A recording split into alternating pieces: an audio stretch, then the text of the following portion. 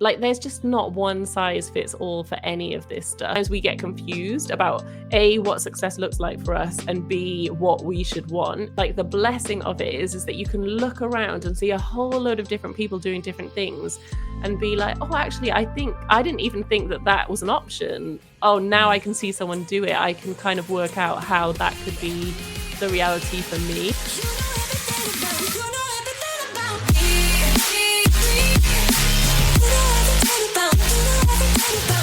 What is going on, ladies and gentlemen and creatives? My name is Andy. I am owner of MMG Design and your host today for the Creative Journal. And today I have an awesome episode to share with you guys. If you are interested in branding, entrepreneurship, or anything small business marketing, you're going to want to hear all from today's guest. And her name is Liz Mosley.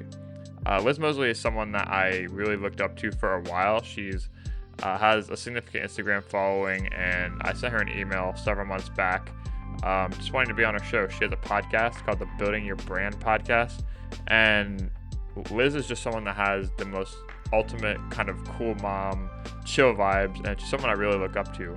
Her mindset around approaching failure and dealing with rejections. She has this challenge that she sent out a while ago that really resonated with me and motivated me to start my own kind of 100 rejection challenge, something we'll talk about.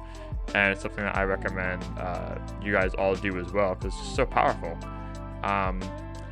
And anyway, she's someone that kind of occupies the headspace in my mind as the branding master, and she opened my eyes to the fact that branding is so much more than, visuals. Like, we all kind of think of branding, we think of logo, typography, visual assets, and color, but it goes so much more deeper than that, whether it's, whether or not you choose to swear in your marketing or your tone of voice. And she really opened my eyes to that, and I think she'll open your guys' eyes to some marketing and design and branding insights as well. Be sure to go follow Liz over on Instagram and check out her website.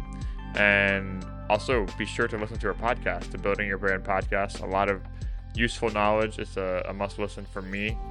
And a lot of good things come out of Liz's career, and she impacts a lot of people. So be sure to check her out. Everything will be linked in the show notes below.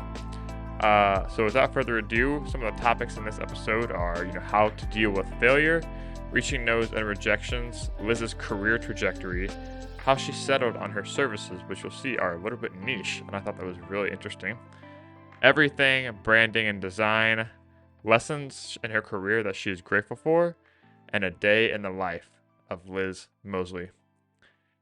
Thank you guys for tuning in to entry 40 of the Creative Journal podcast. I'm so excited to share this one with you guys. And without further ado, please welcome the one and only Liz Mosley. Liz, one thing I want to ask you about is what are some recent wins that you've had lately in your career? I think that's a good way to start. Oh, that is a good year. Well, a good question. One of the things that I really struggle with is knowing what determines what is recent, because I was making a list the other day of good things that I thought were recent wins, and then I thought they'd happened quite a while ago. But let me have a think. So one of the big things is I have had some dream guests on my podcast recently, so that felt like a really big win. I have done 2 virtual talks for Adobe Max, which was huge for me. I was on Chris Doe's podcast the other day. That was really recent, and that felt like a huge win for me. If anything's a win, that's definitely a win. But I just like to start the show with good vibes like that, because I know you're super accomplished, and a lot of the audience is young creatives, and it's I know when I kind of first started, I didn't know what success kind of looks like for you, because it can look like so many things. It can be the people that are Chris Doe running their own agency, and then it transitions, or it can just be someone that is making enough, that has a happy family, and they're making enough to sustain themselves. So kind of seeing, what's out there and what it looks like for other people, I think is always a really good litmus test, just to kind of see what's possible. But I'd also like you to kind of tell your story. You have a great podcast. and I've learned a lot of your story just from there. And I love the theme music, by the way. I find myself kind of like bobbing my head to it every time I listen to it. But yeah, so talk about your show, the podcast, and I mean, start from the beginning if you want to. I mean, Yeah, you'll start here. So yeah, okay.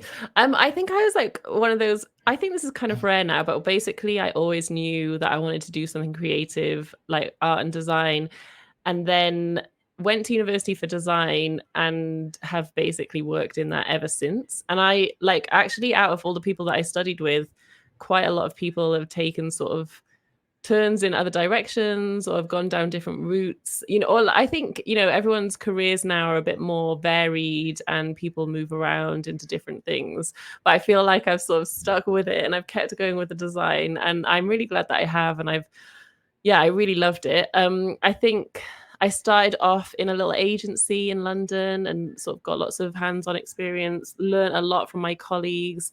I then went in-house. So I did 7 years in-house at university. Again, like working with other people was just a great opportunity to like learn from them and to, I guess, interestingly, in the in-house role, I really learned how to like manage my workload, because we effectively had loads of different clients. It was a university, so we had loads of different clients within the university. And so although it was like one organization, it felt like we were working with like hundreds of clients all the time. And it kind of like really helped me, I guess, work out what my process was going to be when I did eventually go self-employed, and also like how to manage lots of different projects at the same time. So I feel like, sorry, not to cut you off. I want to say, like, I don't interrupt, but like I get really curious, so I ask a lot of questions. No, that's fine. But I'll always apologize for interrupting. But how necessary do you think like that in-house experience played? I mean, you kind of touched on it, but how important do you think that is to running like what you do now? Because I know I just went full-time freelance about a month ago, and every new opportunity is like yes, and I find myself getting really behind the 8 ball on a lot of things. And prioritization is something that I'm definitely learning. So I was wondering, like, kind of how 7 years working in an agency like that either helped you manage your time, or do you think that was necessary? You would have been able to do it without that? I don't think it was necessary. Like I think you can sort of go self-employed at any point in your career and you can really make it work. I think one of the big things for me has been learning how I personally, like how my brain works almost. So I think I have lots of sort of things that stop me from doing things in the most efficient way, or mean that I sort of almost like sabotage myself because I leave things to the last minute, or all these different like things I struggle with. Like a big one for me that I've had to learn is that if I don't have a deadline, it's pretty much not gonna get done. So if anyone, basically the worst thing that any client can say to me is there's no rush, because then I'm like, oh no, that's like terrible for me. But like that's not the same for everybody else. So that's something that I've had to learn about myself, and then I've had to kind of put things in place to make myself get things done. So whether that's like an artificial deadline, or having like accountability from someone else, or just outright saying to the client, don't say there's no rush, please give me a date that you expect this by. I can like tend to have that sort of relationship with clients where I can just sort of explain it to them. But I definitely don't think that, I think like all that experience in the in-house and the agency role helped me a lot, and probably meant that I'd learned a bunch of lessons before I started working for myself. But I don't think it's like vital. Like I don't think that's the only way to do it. And I feel like I am still learning so much. Like I actually felt a bit behind when I started working for myself, because now so many people do it like so much younger.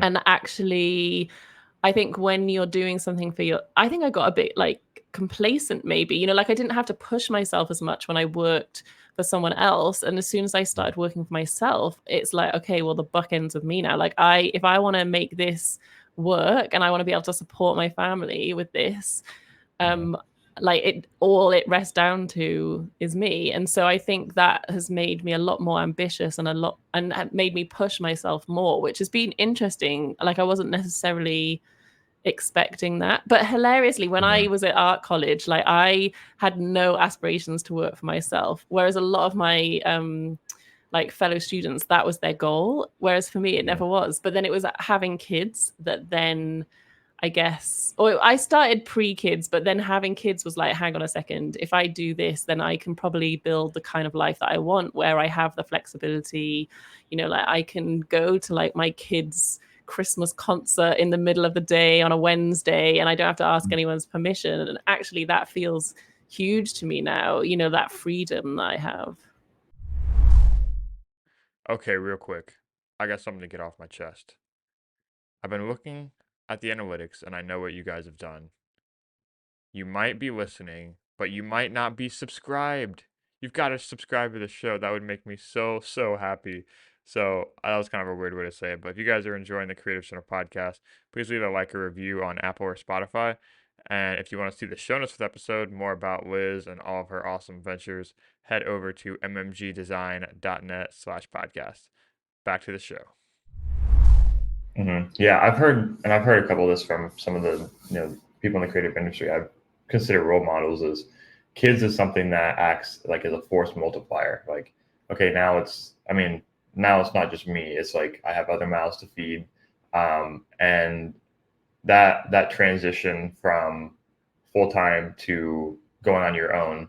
Was there any sort of emotions? Was it a tough time? Was it difficult? Was it smoother than you expected? Because I know a lot of people start with a runway, like they'll say, I need to match my full-time income to my freelance income to my full-time income before I make the leap. And other times, like it's an unexpected change that causes you to take on these this stressful lifestyle that we have chosen. But what was that transition like for you? And is there any way that you would recommend making it smoother for yourself, or any systems you set in place that you wish you'd had back then? One of the things that I did, and this was not at all strategic, really, it just worked out well, was I actually I started doing my own stuff on the side. I think because I was in-house, I was kind of like itching to do work for like other people. I started a stationery business because I like wanted to just design cards. I wanted to design things that I liked just for the fun of it, not for any client. And that was kind of like a nice, I guess, like contrast to what I was doing day to day. And like those sort of things started to pick up, but I was able to do it very slowly. And then when it was sort of getting busier, I decided that I'd go down to 4 days a week at work. And amazingly, they were happy for me to do that. So then that meant that I had 1 day a week where I could really focus on my own thing. And then I went on maternity leave and I had a kid. And obviously that like restricted how much I could work in some ways, but also like when I didn't tend to do much client work because that was too much pressure. But like when my kid sort of had a 2.5 hour nap, I could like, pack cards and design some new things. So I could kind of fit it in around that. And I think because I'd already started, it just meant that I wasn't starting from nothing after I decided that I was going to go like freelance and not go back to my job. So I definitely didn't do the whole try and match my salary though, like that thing. And I actually, well, I don't know what your thoughts are on this, but I actually think that's such a huge ask. Like trying to match your salary in just the hours you've got around a full-time job is like so intense.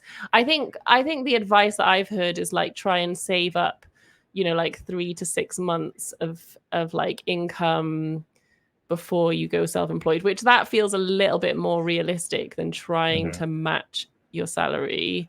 But I mean, we like a big thing that we did was we moved city to make it more viable. So we moved somewhere where we were near family, so we had to help with childcare. I mean, there's like it's all of that stuff is really tricky and a bit of a mess because like childcare, I don't know what it's like in probably the same or in the US, but in the UK, like the cost of childcare is really high. And so if I'd gone back to my 9-to-5 job, basically all of my salary would have gone on childcare. So then it was kind of like, well, what's the point? What's the point of me? I know it was close to that.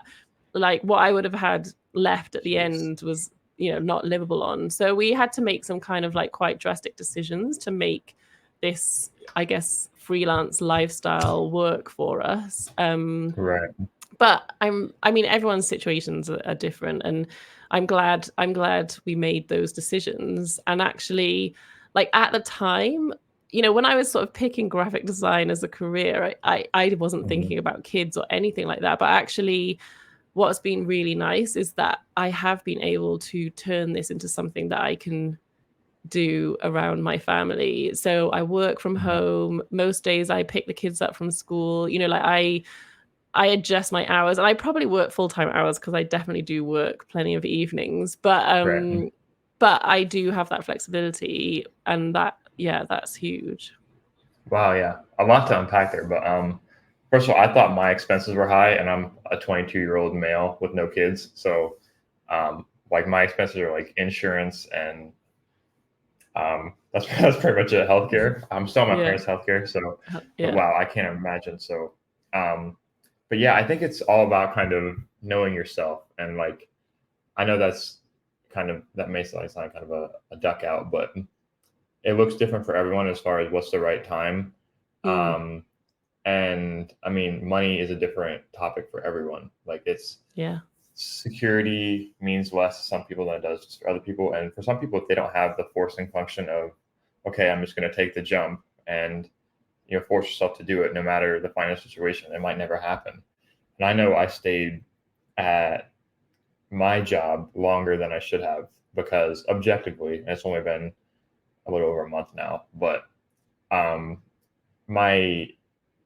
like a lot of it I've realized because I think I see a lot of similarities in the people my age too, and it might be more of a generational thing, but a lot of it is associated with the thoughts that other people might have about that. So, like I was worried about like my parents might say like when they're talking to their family, like what's Andy up to? He's like, oh yeah, he's doing his own thing.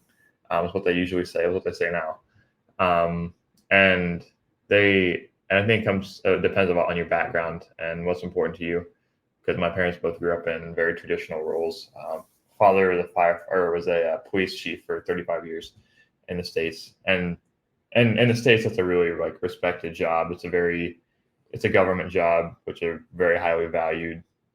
There's a kind of a fallacy that government jobs are like really secure, and that's what you want to go for because you get great benefits, and they're very incentivized by everyone. That's like the gold standard.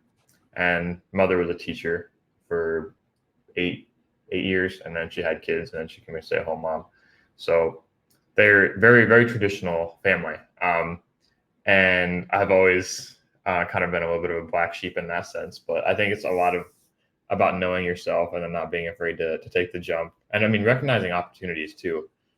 Were there any sort of opportunities that maybe you were excited to pursue while you were working that you're like, oh, I couldn't do this unless I was, under my own name and doing this full time, to create more opportunity for yourself to be able to take those on? I think a big one for me was a client, like my first sort of branding client. It was a shop in Peckham, and she was the sister of someone that I worked with in my 9-to-5 job, and she really wanted to work with me.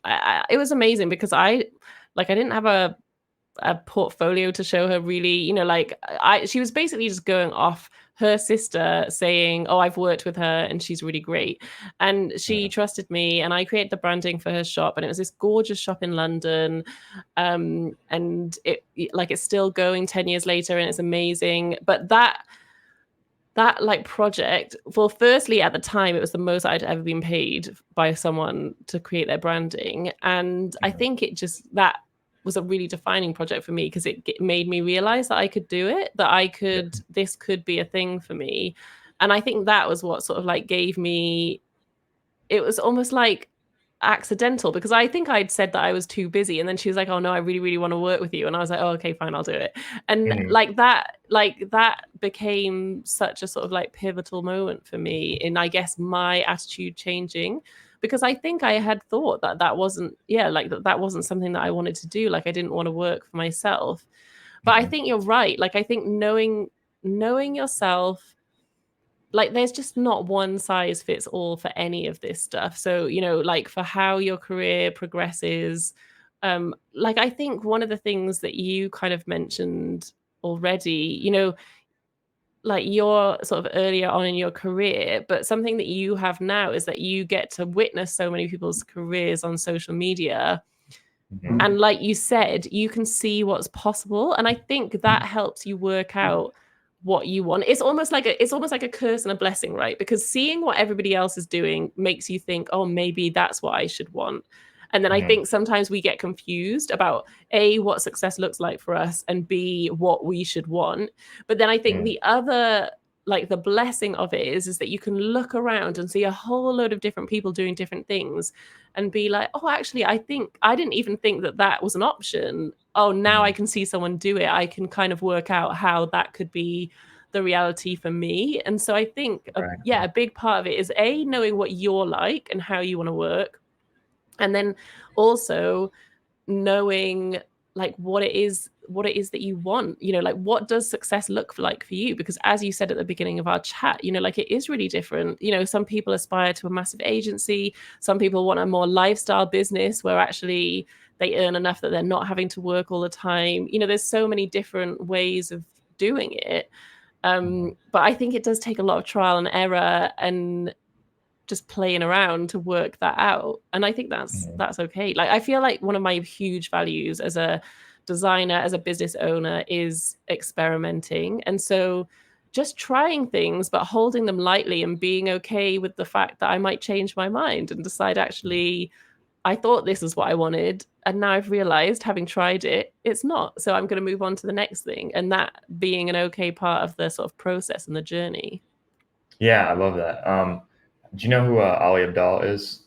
He's UK. Yeah. So he talks about this thing called like approaching life like as an experimenter. So trying to, whether it's trying a new career path, whether it's, you know, talking to someone new, whether it's doing all these things, you don't attach your emotions or your metric of success to the end outcome. You just, if you did the thing, that was success, and then the experience that you gain from it is, you know, the value that comes from it.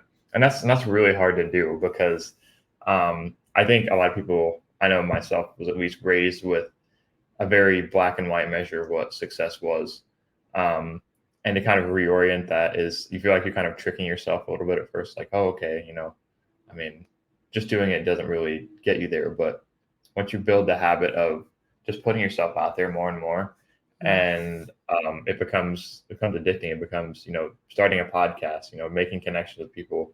As someone that wasn't great at talking to people, I was like, okay, this is awesome. Like making these connections. I mean, podcast people are just super cool. And I mean, learning too. Like it's just, yeah, I love everything you just said right there. And there's a lot that I was going to go, but that was really good. Thank you. But that also leads me to something else I wanted to talk to you about was, it was like one of the first pieces of content that I really resonated with of yours was kind of your approach to rejection and how you've taken that to like extreme heights. You started like a whole movement behind it. And I just want you to unpack that because I started a little experiment of my own and definitely helped me in my career. So I would, you know, love to hear how that got started and some of the wins and maybe funny stories that have come out of it for you. Yeah, sure. Yeah, well, it was about a year and a half ago, and I was lucky enough to go to Adobe Max, which was in LA, and I bought Christo's book at a stand.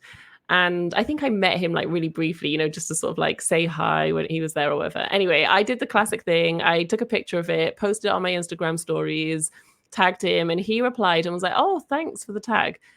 Which I was like, oh, I didn't expect him to reply. That's nice. So I thought, oh, okay, if I reply to him now, he'll probably see it because he's in his DMs and like he's already messaged me. So it'll probably show up in his inbox. So I just thought on a whim, right, I'm going to just invite him to be on my podcast. And I did. And he asked me how many downloads it gets. And I told him, and he was like, oh, sorry, I'm looking for like a bigger audience. So he said no. What was interesting to me there was the reaction that I had. So like in the moment, I felt really uncomfortable. I think I felt embarrassed. I was like, oh, I shouldn't have asked him. I think I felt a bit of like shame, like, oh, it just, the whole thing did not feel good. And I remember thinking, right, I'm not going to do that again. I'm not going to ask someone of that kind of like level of fame to be on my podcast, because this just doesn't feel good. And so then over the following months, I kind of started to unpack that. And I was like, hang on a minute, if that's sort of the reaction that I'm having from probably like the nicest rejection you could ever get, like he was so friendly and kind about it. I was like, how is this holding me back? Like, how is this stopping me going from things? Because I'm just having this like extreme reaction to something that's actually in the grand scheme of things pretty minor. And it just made me realize that I think like that a lot. And so one of the things I have learned about myself as I've run my business is that I work really well if I have a challenge, or if I turn it into a game, if I make it something fun.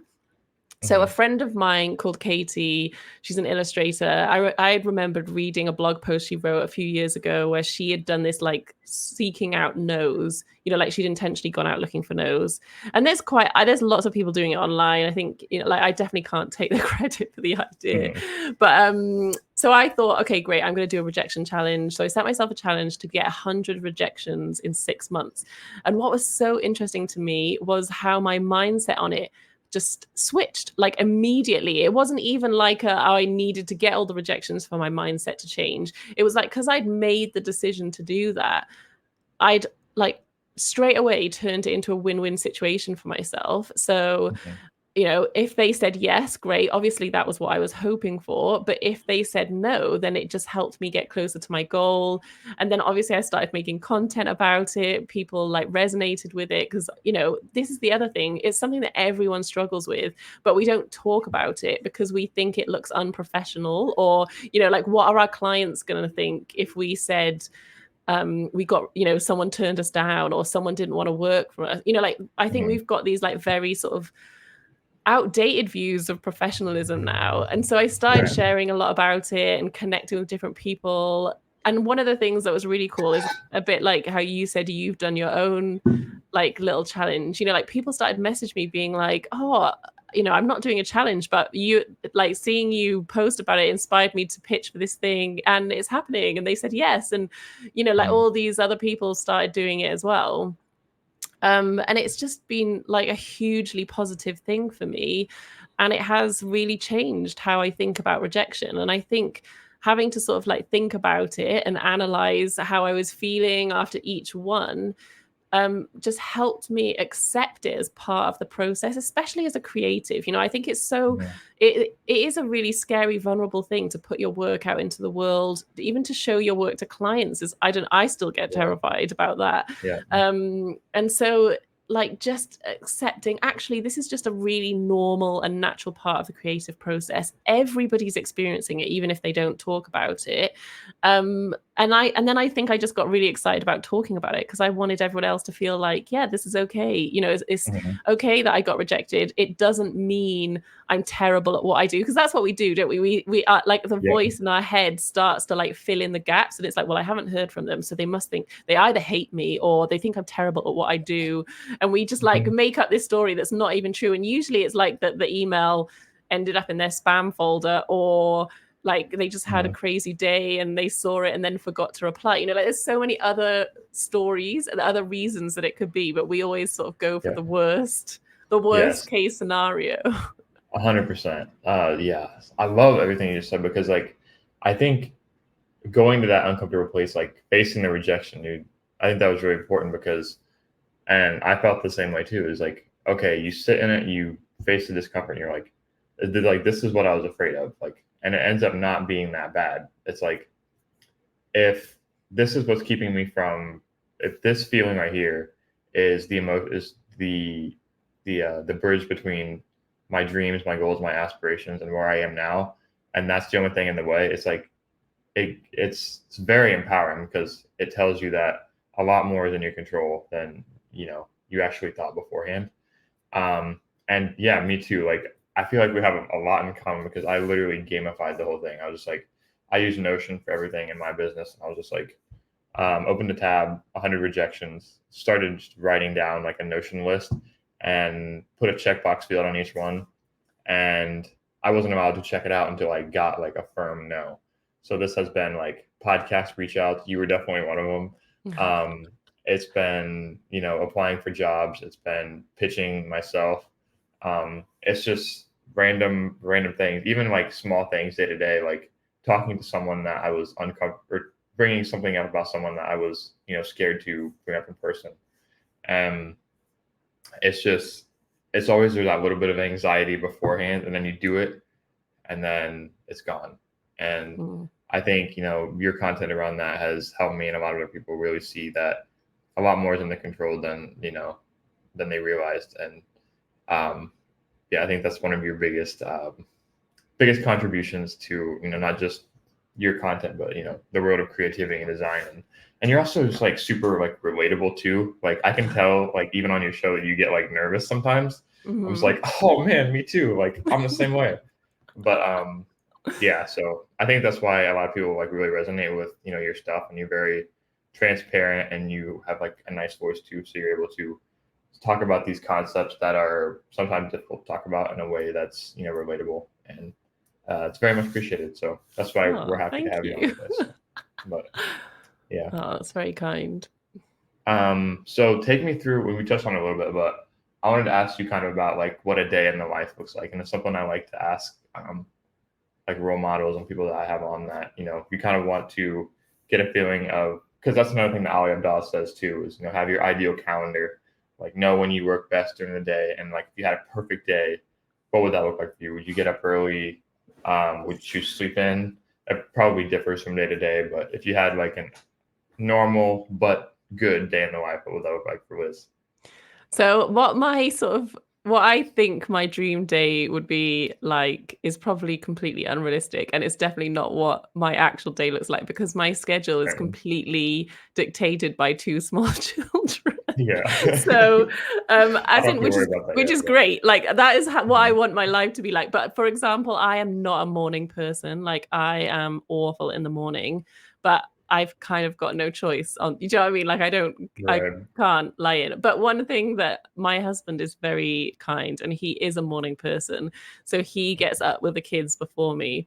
So I get like, it's not loads of time, but like at least an extra sort of half an hour in bed just to kind of like mentally prepare myself for the day. Nice. But what I tend to do is, I'm sure this is a terrible habit, but what I tend to do is when I'm like have that half an hour before I have to go down and like deal with kids, I usually post whatever post I've decided for that day on Instagram. So it's normally like saved in my drafts or something, and I'll post that and just look at my phone for a bit. And then it's all about getting the kids ready for school. So we get them off to school, and then I come home and basically, just start working through my to-do list. I mean, like, one of the things that I love about what I do is that it is really varied, and I've kind of built it like that. Like, I like doing lots of different things. So it'll be client work, podcast recordings. Sometimes I'll get to meet like a client in person. So it might be like going for a coffee with a client. It could be creating content. It could be, like a catch up with another creative, like all sorts of different things. And I love that. Like, I love that every day is slightly different, and that there's, I can almost tailor my day depending on what mood I'm in. So like, if I'm feeling really like inspired, maybe I'll just go head down, like 2 hours just working on a project, no interruptions. Or if I'm not in that zone, then I'll like tick off lots of little jobs that don't like need much thought, but just need to get done. It's like admin and stuff. So I think that's one of the things that I really like. Obviously I still have deadlines and stuff, but I can be kind of in control of like when I do things. Then I tend to go downstairs for lunch. And my husband's self-employed as well. So we kind of both work in the house, but we kind of don't speak to each other. So we'll have like a little catch up at lunch. And then basically 3 days a week I work a shorter day. So I'll stop at like 20 past 3 and I'll go pick the kids up from school and then I'll hang out with them. And then the other 2 days I'll do like a longer day and I'll work sort of like till 5:30, 6. And then it's just like, you know, all the evening family stuff, taking them places, doing dinner, you know, all that kind of thing. And I really like I like the mix of the two. I think I probably have the potential to be a workaholic because I really enjoy what I do. And I think for me, mentally, like I feel like I'm a much healthier and better person because having kids forces me to not be a workaholic. Do you know what I mean? Right. Like it's still a struggle because there's always a temptation, you know, when you're hanging out with the kids to be like, oh, I just check my emails. Oh, I just need to reply to this person. You know, like sometimes I find it hard to be totally present with each thing. But on the whole, I really love the balance of it. And I love that it makes me stop. And actually that really helps me creatively. You know, like so many times I'll be like off for a trip to the park with the kids or something. And then like, you know, the creative cogs are sort of turning in the background. And then suddenly I'll have an idea and I'll quickly like jot it down in my notes to like work on later. But yeah, so I like that balance. So yeah, and then often more than I would like or care to admit, but I do often after they've gone to bed, we'll do a little bit more work in the evenings. I'm definitely like a night owl. So mornings aren't great for me. Evenings are a good time. Yeah, I'm the same way. I mean, it's about knowing yourself, right? Yeah. And I love that. And from the outside, it sounds very balanced. And I mean, the concept of balance is something that is different for everybody. Like, I don't know. And I've also heard the saying too that like balance is actually a real term because you're actually just going back and forth trying to find what the middle actually is. But yeah, that sounds really balanced. And I mean, my sister recently, she's got a dog. And I'm not going to be that guy that says like, okay, I have a dog. It's the same thing as raising kids, but that's not what I'm going to do. But she got like this little dachshund puppy, and she's like, I can't do anything at work during the day. And a couple months go by, and she's like, okay, I'm adjusting. And I mean, I saw it firsthand. Was like, she was like so happy with the dog, so happy with work. She's like, okay, I'm starting to manage things. She's also a full-time student. So, I mean, seeing how I love the idea of something that forces you to, you know, reprioritize and, you know, focus on what's truly important, but also when you're away from work, you have that excitement to get back to. It kind of retains that. It's not something that you're doing in perpetuity, because I know, like I say in my situation, like I'm young. I just started doing this full time. Like we'll worry about burnout when we get there, because I do work a lot now. And it is exciting, and it's very similar to what you said. It's a lot of it for me right now. A lot of it looks like scheduling networking events, more outward facing things, making content. And the podcast has been something that I really tried to systematize to make it. And I knew from the beginning, which I'm sure you can relate to something like this, is you want to maintain a level of quality, but also the goal is to do a podcast in perpetuity, not to do 100 episodes of the highest quality and then burn out and then not get at a level you can't maintain it. So kind of finding that balance too, where you have the passions on the side that aren't business and they don't per se generate revenue. Hopefully one day it does, but it's that concept of balance that I think is so hard to find. And we're never really on it. So I think everyone is sort of swinging between. I don't think anyone finds it and then that's it and they're there. Like for me, it's definitely like I feel like the other thing that I really struggle with is knowing how much work to take on or how much to take on, because I'm like a yes person. So I'll say yes to so many different things, and then things will get really crazy. And me and my husband joke all the time, because I basically spend a lot of my life saying to him, next week's going to be more chilled, and then he's like, you say that every week, Liz. So I'm like, oh yeah. So like I think I definitely made it sound more balanced than it actually is. And I think I will often have seasons that are really busy, and then I'll have to sort of like counteract that with a season that's like less busy, and then it starts to pick up again. So I feel like I sort of swing between the two extremes. But I think that's like the analogy of, I've heard Rand Segal, he's at Flux Academy, he said this, but he's like, it's like he's a lion, like a lion will hunt for 8 hours a day, but also sleep for 16. So kind of having those times where you're just like, okay, I'm all out, I'm grinding, I'm eating, but then acknowledging ahead of time that that's a sprint and that's short term, so that when it's over, you're like, okay, this is rest time. And it's really hard sometimes too, like when the lines get bored, when you're working at home, stuff like that.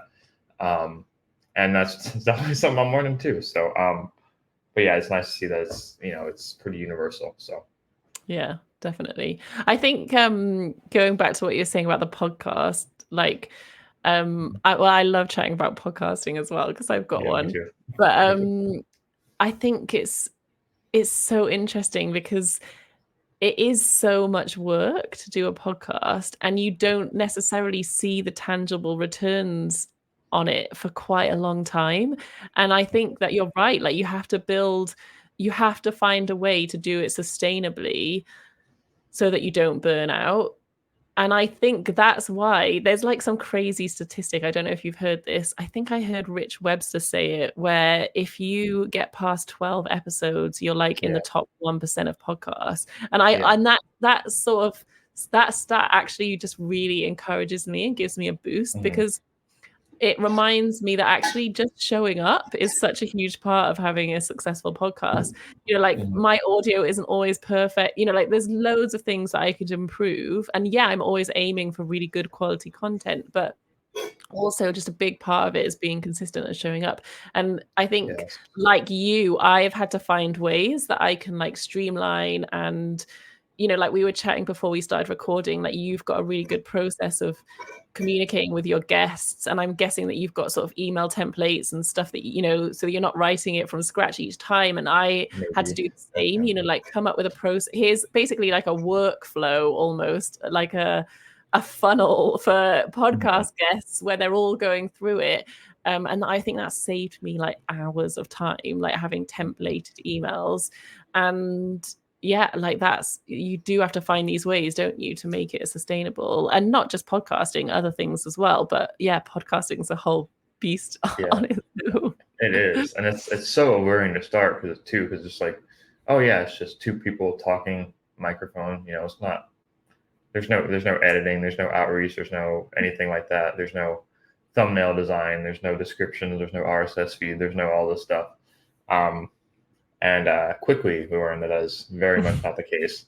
But yeah, I mean, you've done obviously a great job running your show as well. And it's to the point now where it's reaching a lot of people. I mean, it's how I came into contact with you. And I mean, you start to see too that, it creates opportunities outside of the personal growth that it forces upon you as well. Like for me, it, forced me to come into contact with people like I have no business talking to. I feel like, I mean, even for you, but I mean, it forces you to kind of become your own advocate and to believe in, the value that you can bring just through a conversation. And I think that's something that is really undervalued. And as someone that listens to a lot of podcasts, it's easy to see that a lot of knowledge transfer can happen just from a conversation, and capturing those moments, I think, goes like a really long way. So, but thank you for your show. And I'm always happy to, absolutely. Always happy to talk podcasts. But one more granular thing I wanted to ask you about was, and I've gotten feedback on this from a lot of people, good feedback and bad feedback, usually criticism in the form of, but if you go on your website, you in particular have very granular and specific services. And this is more for the client side of things, but how did you settle on those? I know we kind of talked about the process of experimentation, finding the things that you enjoy the most, but I'm guessing in the beginning it wasn't so specified. Was it kind of a process of finding what you enjoy the most doing and what could become the most profitable? I know I reference this a lot, but there's this book by Jim Collins, actually, it's called Let me grab it. But it's called Good to Great by Jim Collins. And it's more like a financial literacy book, but it talks about like this thing called, and this is the thing that you always have like one good thing that you take away from a book, and that was that for me. But it's called the hedgehog concept. So you have like, if you picture like a 3-circle Venn diagram, which is like the circle thing with like the overlapping circles. Not to like go back to school or anything, but one of them is like what you enjoy doing the most. Another one is what you're best in the world at. And number 3 is what you can make the most money doing. And he says to like find the thing that's in the middle of those and then build your business, your lifestyle, your schedule around finding kind of what checks those 3 boxes and finds right in the middle. So when it comes to refining your services, that's something that really stood out to me while I was researching, not just for this show, but getting to know you. Was you have very refined services, and I think for a creative service provider, like a lot of the guests are, or a lot of the audiences, that's something that I'd love to hear your kind of take on. Is how you settle on this. That's so interesting. Yeah.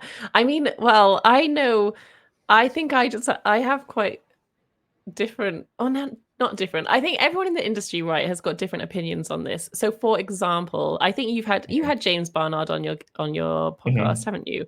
So he has this whole story about how he put his prices on his website and all of his work dried up. So he is like, do not put your prices on your website. I used to have prices on my website. I've now made it expect to pay between. So I've made it a bit more vague, but giving people a guidance. Right. It's and like level of engagement. Yeah, engaging. Yeah. And I think for me, like I haven't had a problem with getting clients with them on my website. I know this isn't the question you asked, but it's kind of all linked to the services. But I just find this really interesting how everyone's kind of got a different take on it. Because like for me, I think it hasn't had an issue in terms of getting clients, and it also filters out people from the start. So I think probably what made me do it was I was having a bunch of conversations with small business owners who were like, oh, it's too expensive for us. And so I was like, which is totally fine. But now most of the people who I have inquiry calls with like already have a good idea of the price. And so then I think it makes it easier. I think I'm the sort of person who I'm like, I almost like feel, and this is like a mindset issue that I've had to work through. I almost feel guilty for like charging people. Do you know what I mean? And like, I don't feel that so much now, but it's something that I've had to really work through. And so I think putting the prices on my website actually like helped me work through that. And also then like helps clients know whether I'm the right fit for them. In terms of the packages, I think it was more just sort of refining my workflow, and then like it was having worked with a whole bunch of clients and refining my workflow and thinking, okay, these are the things, this is how I tend to work, these are the things I usually make for them. And then, like with everything there's always flexibility, so I kind of put like a list of here's what you're going to get in this package as a guideline. But then I'll often chat to a client and they'll be like, well, actually we don't need XYZ, but we do really need this. And I'm like, totally fine. Like you can have like a bespoke package. So I think it's more just there as like a guideline.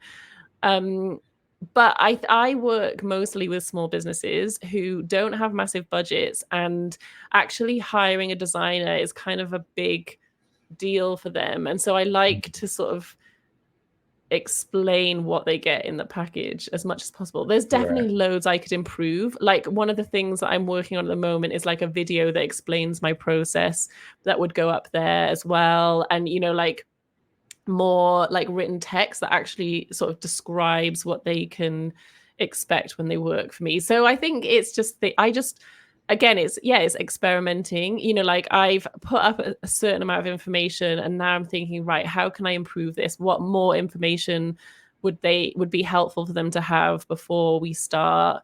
Is there a certain information that actually is going to overwhelm them? And so it's better to have that chat in, when we speak on a call, and that doesn't go on the website. So I think it's just trying things out, and again, experimenting, which is what James did. Like he experimented and he tried putting his prices on the website, and it didn't work well for him, and so then he was very happy that wasn't the route for him to go down.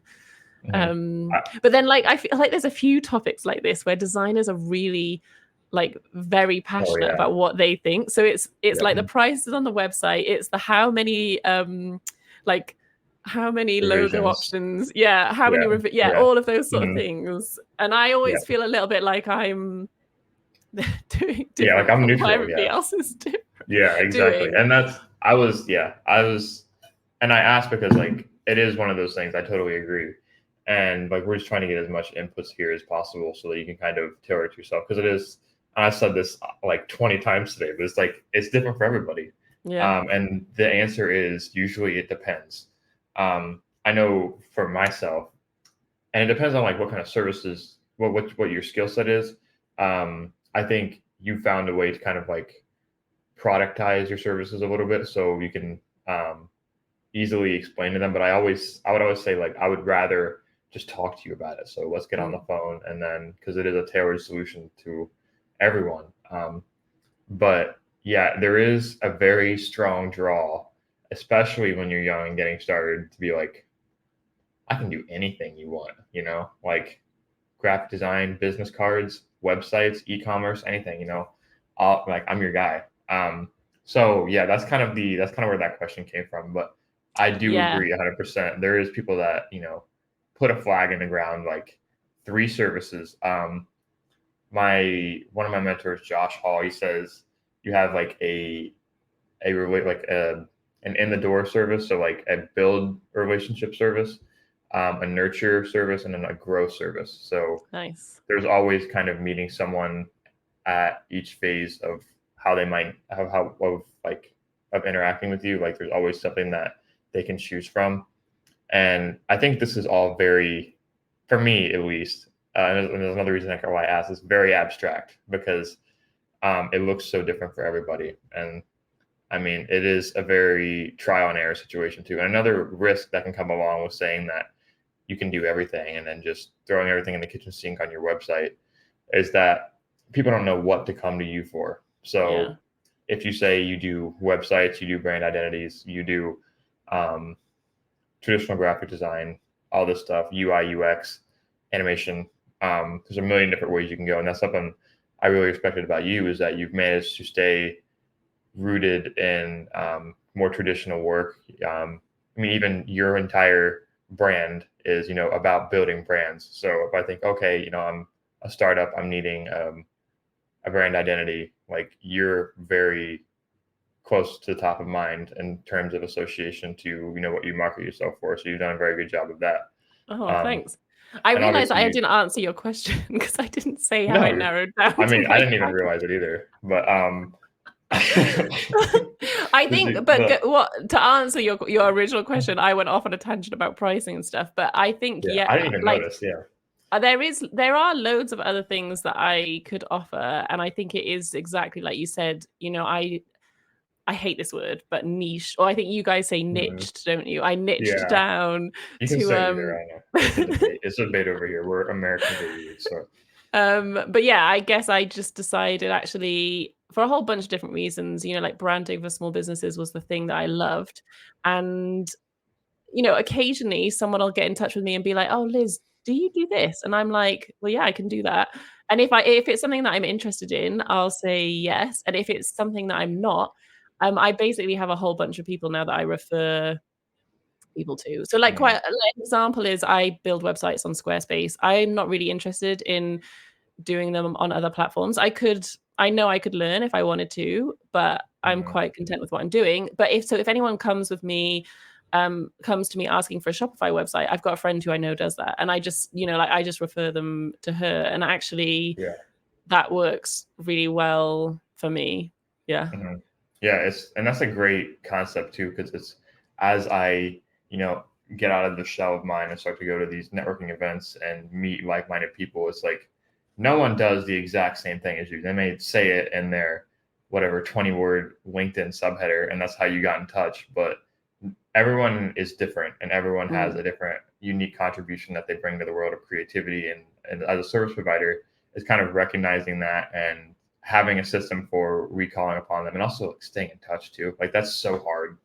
And I'm in a situation too where I've kind of popped around in different places. Like I lived in one area of Ohio. I moved to North Carolina for school. I moved to Northern Ohio to finish school, and then now I'm back in a different area of Ohio for job, and now I'm in a different area for freelance. So it's like maintaining relationships and kind of being able to stay top of mind is, it's a big key to, especially when you're like a sole proprietor, business owner, keeping relationships and being able to stay top of mind, just not just for sake of your business, but just for sake of, keeping relationships and friendships is important. It's hard too. So I think that's something that we can go through a little bit. But thank you for answering that. I think it's always unique and interesting to see different perspectives on, creative business, especially when money is involved and, marketing yourself. There's a lot of emotions that can get, in the water too. So it's really interesting to hear, your perspective as anyone that's been in business for a long time. Obviously, I think we're open to hearing their opinion and their guests. So I really appreciate it. But I don't want to keep you too much longer because I know you have like a very busy life, and your time is very valued here. But I wanted to close with like some rapid fire design questions and maybe just some more laid back type of stuff. So your favorite Adobe program? InDesign. InDesign, really? I was expecting Illustrator. No way, I know, really. everyone. It's like my closet secret. Really? No, I think it's because yeah. InDesign is what I started on, and so for a long time, InDesign was what I was more comfortable with. Now I spend more time in Illustrator for sure, but I think it's still my first love. Yeah, that's what I've heard people say, that is that they started in InDesign for like doing traditional print, and then it's like every time they get back into it, there's like, oh my gosh, I miss this so much. I love it. I know I do love it. Yeah. I hate it. It's so it's so many icons, and it's I don't know. We were having a good chat, and then you just had to throw that. Sorry, ruined it. No, you're fine. You're fine. Your all-time favorite project that you've done? Oh. I know it's kind of a bomb. I've just finished a branding project that might be my all-time favorite, and it was for a live illustrator. So she goes to events and illustrates as people are talking. So I did her branding, but because it was quite collaborative, because obviously she's an illustrator, so she contributed some illustrative bits to it, and I love how it turned out. I'm sure after this, I'm going to think of another project that I love. I mean, I love my clients. I get to work on so many different things. It's that recency bias, but yeah. That sounds like a really cool one. I went to a wedding for my buddy recently.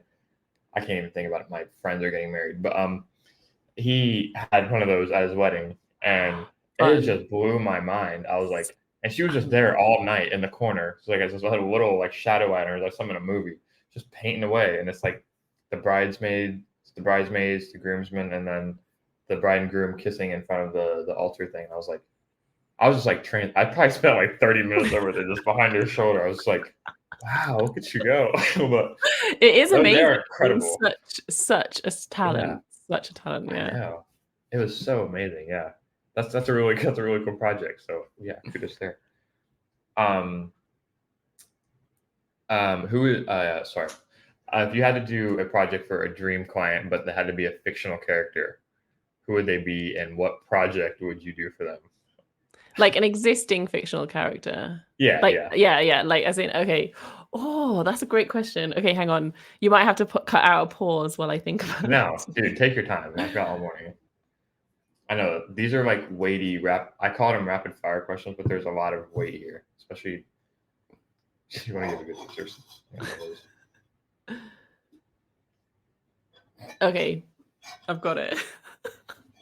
Let's hear it. It would be like something from Jane Austen. So period drama, like some sort of like song sheet or booklet, like the sort of thing that like really old fashioned, like beautiful Okay. type, like letterpressed, like all the bells and whistles for this like beautiful booklet that they would all like hand out at some event. That is Okay. so Yeah. random. No, that's But not random it at all. comes back to like my love of InDesign is like print is my first love. Like there's just something so magical about designing for print. And I actually did this letterpress course in this amazing venue in London. And I just loved it. And I just think there's something so amazing about that style, just like all the classic stuff. And it's not really what my style is now, because my personal style is more like hand-drawn, playful, like colorful, but I just always am drawn back to that sort of like the traditional design kind of aesthetic, I think. Yeah, I think that's important to kind of retain that too. Like, I know I first got into creativity through journaling and like through bullet journaling, and I mean I've always still done it. Like I'll do a little blurb every day, but like I'll look back at my past journals and I was like, man, like, and I'll get like really inspired. It's like, I want to do that again. But it also kind of makes me wonder too, is like, man, how much free time did I have to go in and do all this when I was little? But it's interesting how like your priorities change. And I think keeping I think it's a big part of being self-aware too, is knowing what was important to you and why you started, and retaining that, genuine curiosity. So, I mean, that's why I like to ask that question. I've gotten a lot of different answers, but it really kind of puts you in a different mindset. Like if I was in control of, what I did and exactly who I did it for, what would it look like, even if they weren't real, which is why it kind of is funny sometimes. And it's always funny answers, especially when there's a cultural like difference. Like I don't even know what James said. I had no idea who that character was or anything. It was like, but yeah, I've gotten a lot of answers like movie characters and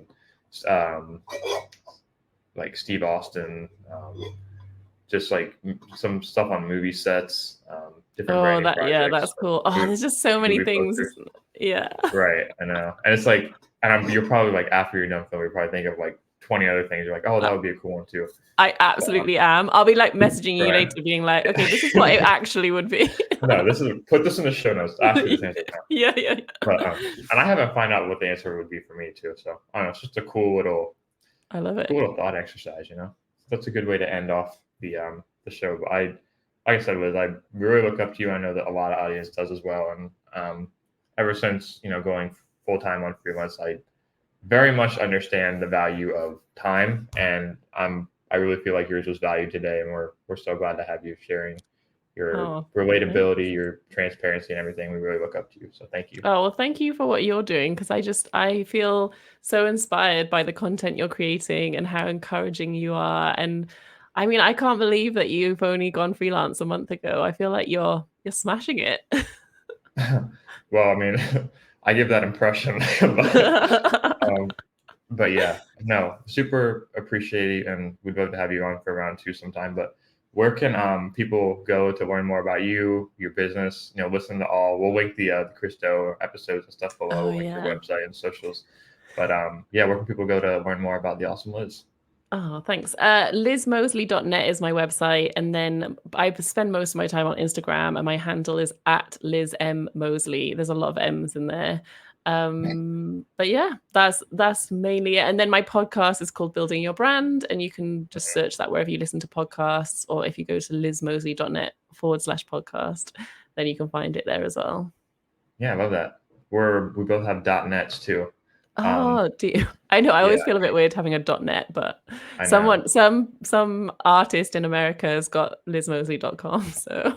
And yeah, same. Rude. That's very unfortunate, but yeah.